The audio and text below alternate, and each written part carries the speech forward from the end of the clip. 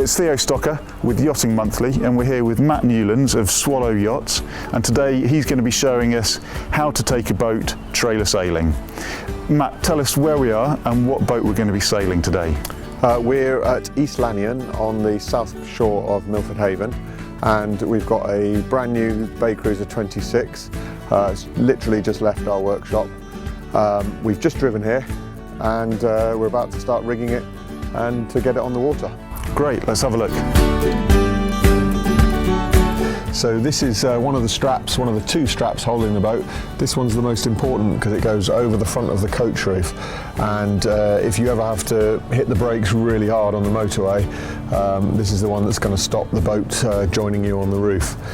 I also like to put the ratchet strap down on the port side of the boat in this country, because if you have to get out on the motorway on the slip road or lay-by to adjust it, you're on the protected side rather than out where the HGVs are buzzing past at frightening speeds. You can see on this side we've actually, instead of hooking straight onto there, we've doubled it back and hooked it onto itself. That's to keep the buckle away from the boat. If we had just hooked it onto here, the buckle can knock into the boat when you're trailering and scratch your paint. So this trailer has a light board mounted on extendable bars, which is useful because we can get the lights to within 1 metre of the rear of the trailer, which means we don't need any marking at all on the back. But when you come to launch it, it's relatively easy to slide these bars in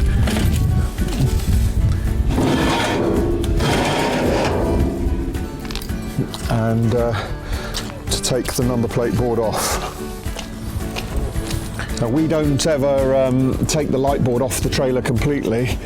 We normally leave it tied to the front of the trailer so that we don't have to unthread, all the cable. Well, one of the benefits of a trailer sailor is you can get to the masthead electrics if you need to do any maintenance, but also always worth remembering to put the electronics back, like the aerial, before you raise the mast. So this is the mast in the transporting position, and we've got a special fitting at the bow that holds it there. We can disconnect and we're going to slide it back to the raising position.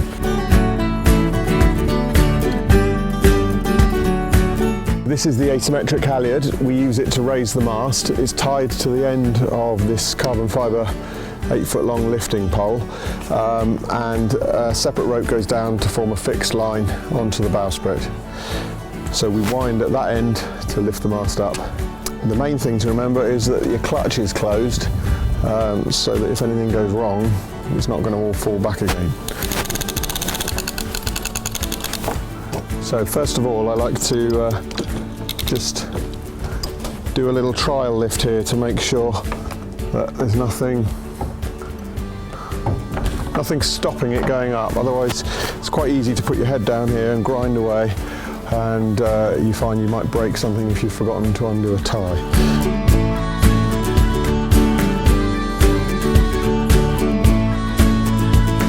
Okay, I should be able to let go of it here because it's supported by the lower shrouds. Always good if you can, if it's not too hairy, stop halfway, check that everything is as it should be. You're looking for dead straight lines. Straight lines mean they're taking some tension and stopping you raising the mast. Everything here is nice and slack.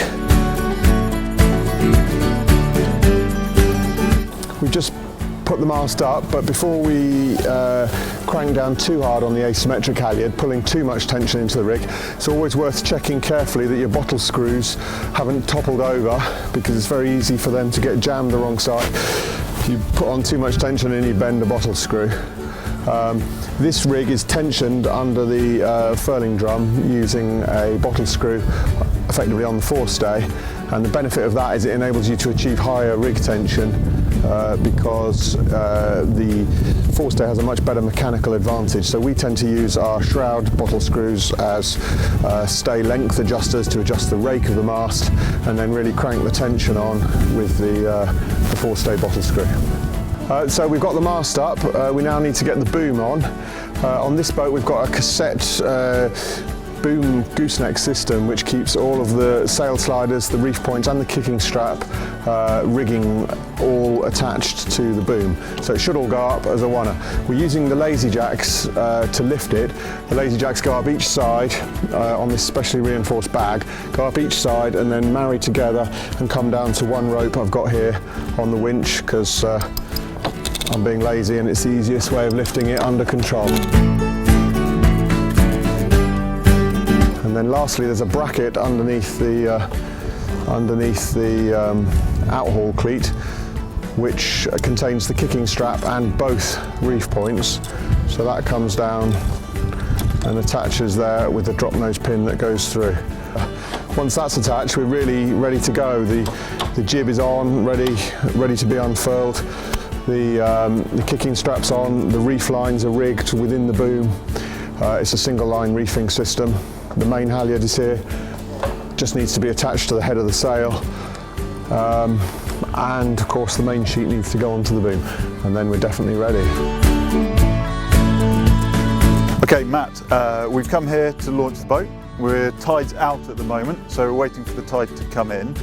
What are we looking for in an ideal site to launch a trailer sailer?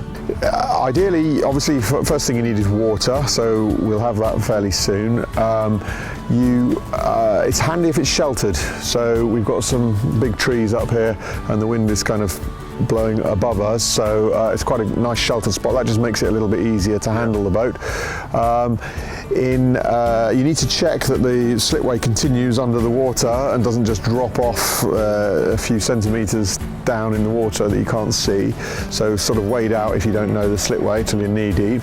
And then lastly, in a perfect world, you would have a pontoon running out along the slipway. And the best thing about that is it means you can launch, tie the boat up. People can actually be standing on the pontoon or your companion and tying the boat up as it comes off the trailer.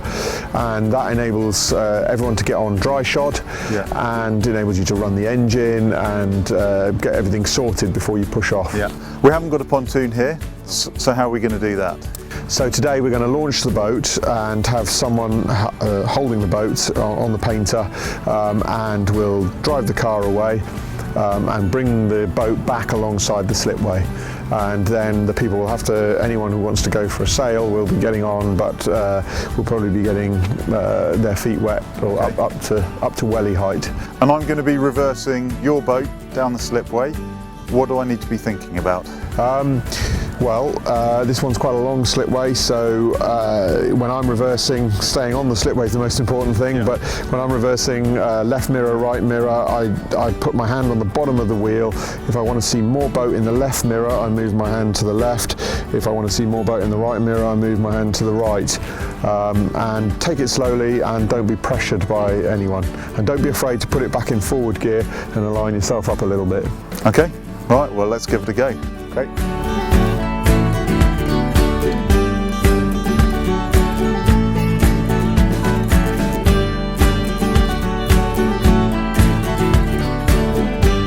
Okay, so just before we reverse down the steep slipway, just checking that this is definitely secured on the ratchet, because we've taken all the road straps off. This is the only thing stopping the boat sliding off the back of the trailer.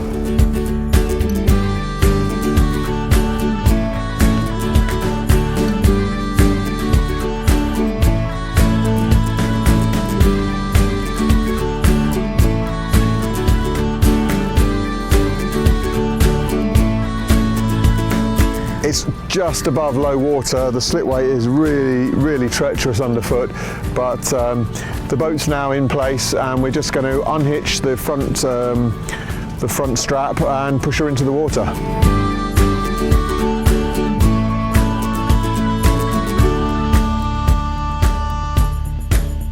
Now we've launched the boat, we can move the car out of the way, because otherwise the boat and the trailer might hit each other. Handy to get rid of the car as soon as you can, car and trailer.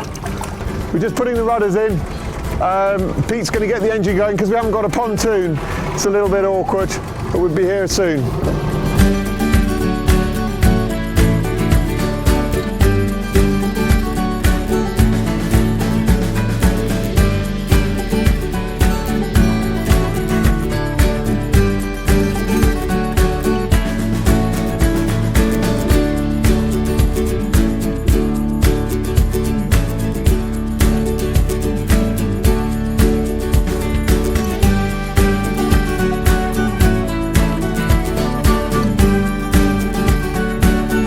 So we've got the usual situation of a cross current or a crosswind. In this situation we've got cross current and crosswind, but luckily with this trailer we can gently wind on the winch, and it will ever so gently wait every now and then, or wind slowly.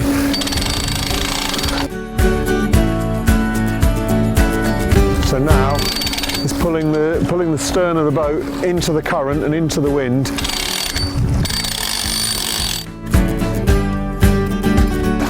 So we've got it engaged in the trailer. We've been pumping the ballast water out. It's nearly empty. We're getting a little bit impatient, so we're going to wind it up.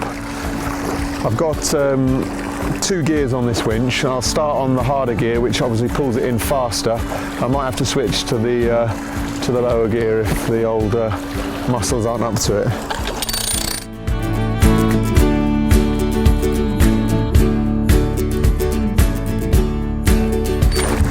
I'm just going to, the trailer rollers, just need to make sure they're rocked the right way.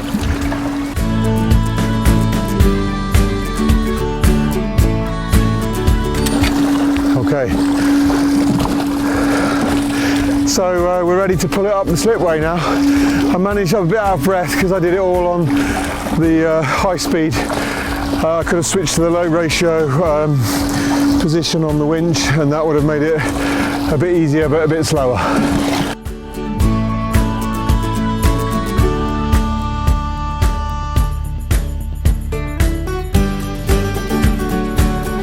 Okay, so we've recovered the boat.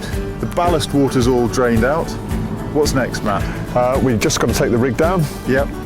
And strap the boat onto the trailer. Okay. And then we're ready to go and look for somewhere else to launch. Great, let's do it.